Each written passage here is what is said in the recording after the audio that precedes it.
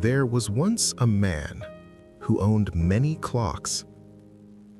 They hung on his walls, sat on his desk, even rested quietly in his pocket. He loved the sound of ticking. It was comforting, predictable.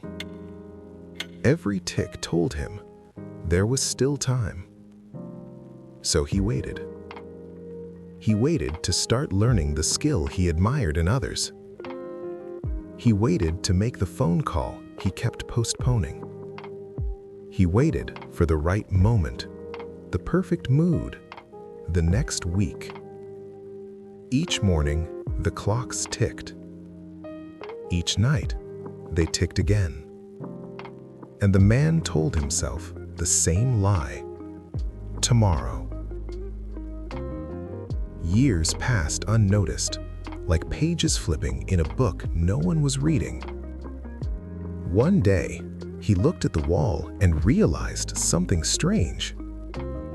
The clocks were still ticking, but they no longer comforted him. They accused him. Every tick sounded like a question he could no longer avoid. What did you do today? What did you build? What did you become?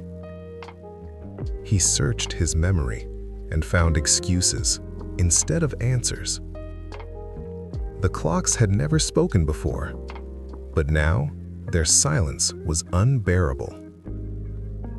That was the moment he understood the truth. Time had never been his enemy. Wasting it was. Time had given him mornings full of energy. Time had offered quiet hours to learn, to fail, to try again. But he had traded those hours for distraction, comfort, and delay. And time, indifferent and honest, kept moving forward. So the man did something simple but difficult. He stood up. Not with a perfect plan, not with motivation overflowing, but with awareness. He chose one small action, just one. He started before he felt ready. He worked while doubt whispered in his ear. The clocks kept ticking. But this time, they no longer accused him. They accompanied him. Because time does not reward intention. It rewards action. And one day, when he looked back, he no longer feared the sound of ticking.